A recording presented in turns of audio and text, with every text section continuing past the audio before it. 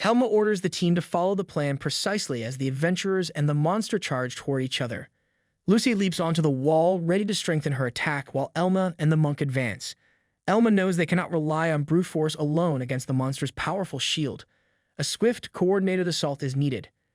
As the Skull Lord barrels toward them for a final charge, Elma signals Celt to strike without hesitation. Celt emerges from the floor and fires a precise shot at the monster's back, the arrow piercing near its heart.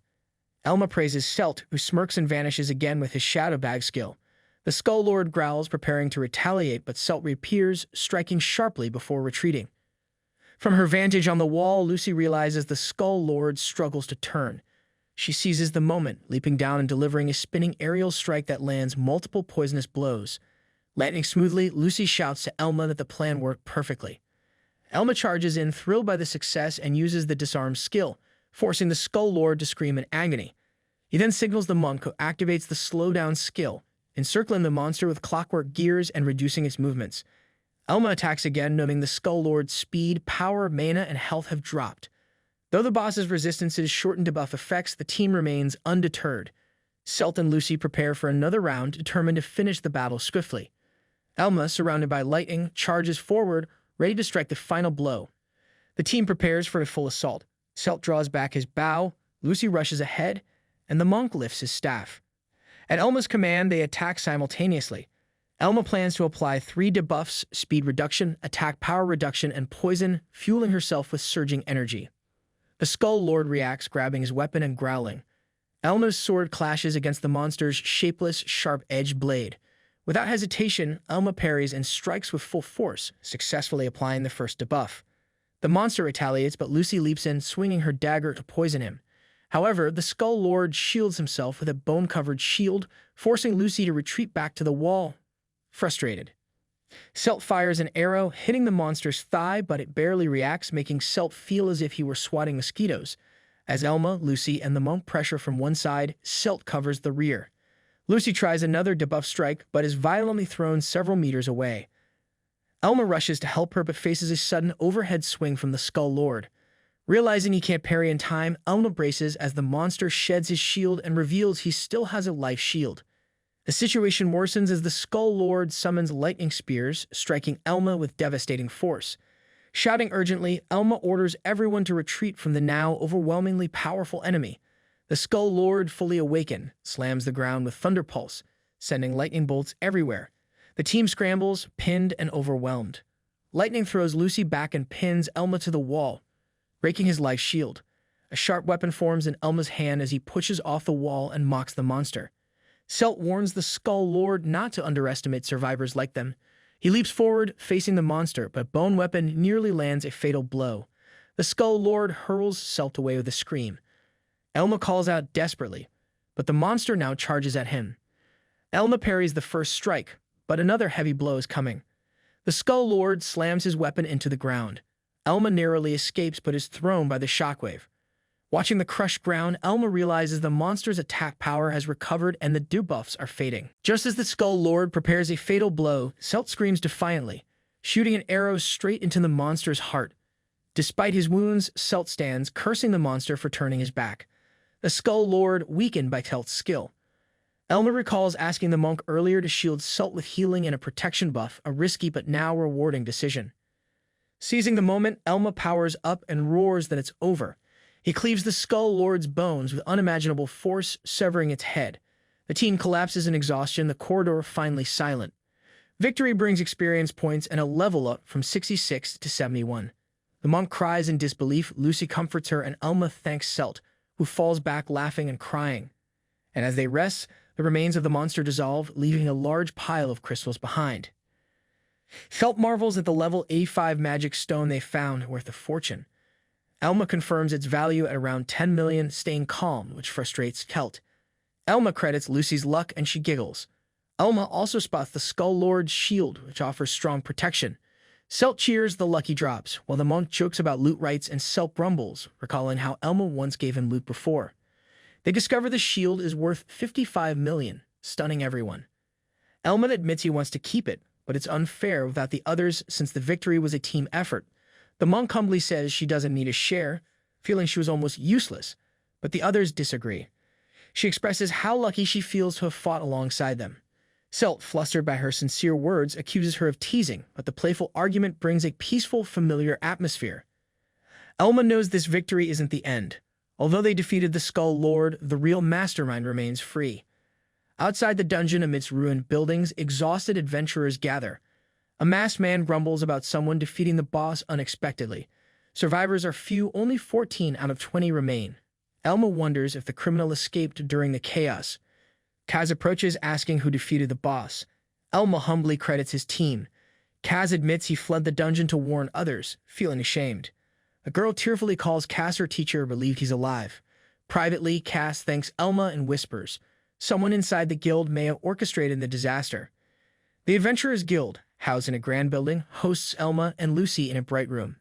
Kaz sincerely thanks them, admitting their help was crucial in stopping the disaster.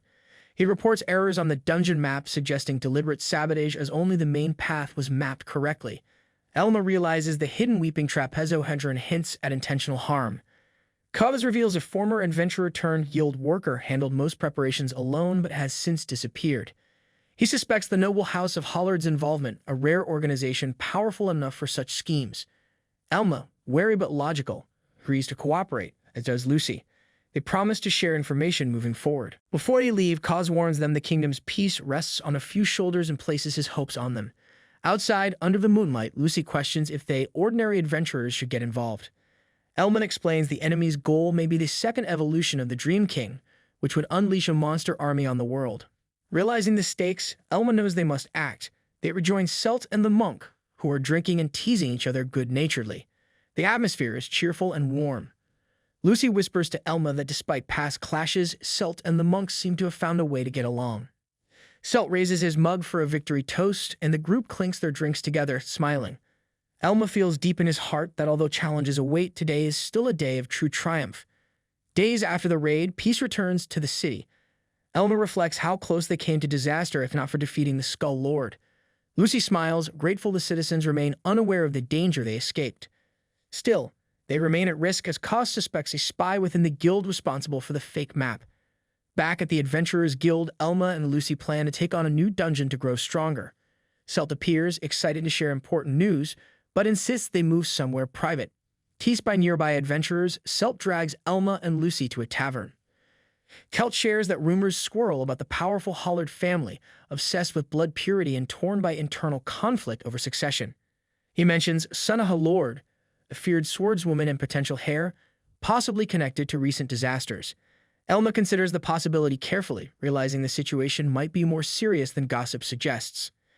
Celt then reveals the guild is hiding the appearance of a rare secret dungeon near the city, the Tower of Phantom Beasts. Lucy is shocked and Elma immediately reacts, recognizing its dangerous reputation. Celt explains that rare dungeons offer precious resources and rare monsters. Elma, serious now, says one monster he seeks, the Grim Reaper, may appear there. If Elma can obtain the Grim Reaper's skill book or its drop, the Hand of the Death God, he could become even stronger, making the opportunity too valuable to ignore. Elman explains to Lucy about the Hand of Death God, a skill book bound in bones, covered in insect skeletons, and featuring a robed skeleton reaching toward the reader. It's crucial for high luck classes, perfect for Lucy. Excited, Lucy vows to obtain it, and Elma happily makes it their next goal. Celt, surprised by their determination, declines to join, calling it too dangerous. Preferring safer, low-risk quests, he wishes them luck. Elma reflects that reliable solo adventurers like Celt are rare, unlike Mabel, a support class constantly busy with raids. Still, Elma notes Celt could leak dungeon information, creating unwanted rivals. Elma and Lucy head out alone, spotting a grand carriage pass them on the road. They press onward toward the Tower of Phantom Beasts, a hidden dungeon. The path winds dangerously through stone-strewn mountains. Lucy questions why the guild hid the dungeon. Elma suspects they aim to seize the rewards quietly. Standing in magic vortex, Elma and Lucy are transported into the dungeon. They find themselves in an ornate corridor lined with winged lion statues and luxurious carpets. Elma advises caution, avoid dead ends, run from strong enemies. They discover windows revealing they are high above the clouds in a dreamscape. Elma explains the tower exists within God's dream, a false sky surrounding them. Lucy steps back from the dizzying view, agreeing to stay inside. Ready for the hunt, Elma, while Lucy draws her weapon, prepared to chase their elusive prize. The Grim Reaper monster looms ahead, deadly with high damage, wide attack range, and a spirit form to dodge physical attacks. Elma warns Lucy they must avoid unnecessary fights. As they descend, a corridor lined with menacing gargoyle statues appears.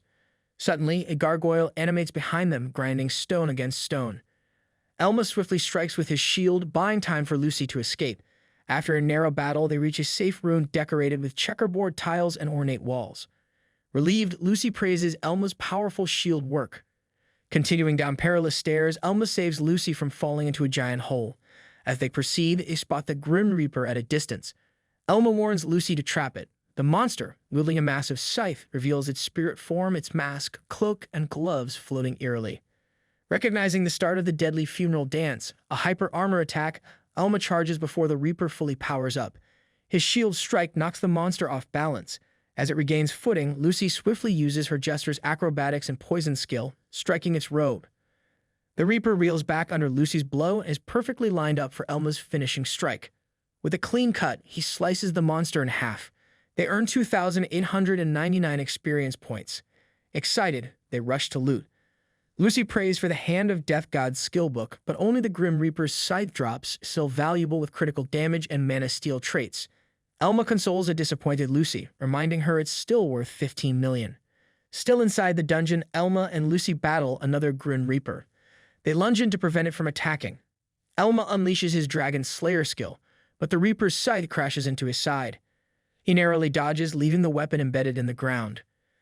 Furious, the Reaper shifts into spirit form and chases Lucy, who skillfully evades. Elma refuses to let Lucy be harmed and uses shadow suppression, forcing the Reaper back into physical form. Mocking it, Elma blocks a fierce overhead attack. Lucy leaps in, slicing across the monster's robe with her acrobatics. The Grim Reaper falls apart like feathers on the floor. They earn experience points. Lucy levels up and Elma gains a level 2. They discuss how tricky the spirit form is, with Lucy wishing for a mage's help. Elma explains the problem. The Reaper's speed makes it hard for mages to land hits without wasting mana. Lucy agrees they must rely on themselves. Despite their efforts, another scythe drops instead of the sought-after skill book. Frustrated, Lucy laments their bad luck while Elma reminds her each scythe is still worth a fortune. They realize mana is running low and decide to conserve energy, avoiding unnecessary fights. Just then, a dazzling glow appears, a level 90 royal gem toad crowned and sparkling with jewels. Elma's eyes light up. This rare monster is an incredible find. Without hesitation, he and Lucy give chase, knowing they can't let it escape. Meanwhile, more adventurers flood into the dungeon, hunting for treasures. Elma and Lucy cautiously approach the glittering royal gem toad. At the signal of Elma, Lucy lunges, but the toad, surprisingly fast, slips away just under her sword. She crashes to the floor as the frightened toad flees. Elma helps her up, reassuring her that even chasing it was impressive. Lucy, frustrated, argues she nearly caught it, but Elma explains the odds were stacked against her from the start. Realizing they ventured deep while chasing the toad, they decide to head back. Suddenly, armored figures appear, 2 girls, one in heavy armor, the other an aristocrat with a striking resemblance to the guild leader. Elma recognizes the second girl as Smittle Howlard. The armored girl, Isabella, addresses Elma with disdain, warning them they shouldn't even know of this place. Snow stays calm while Isabella aggressively offers to escort them out. Elma grows suspicious, questioning why a forbidden dungeon has no guards. Isabella fumes at his insolence, but Snow reins her in with a word.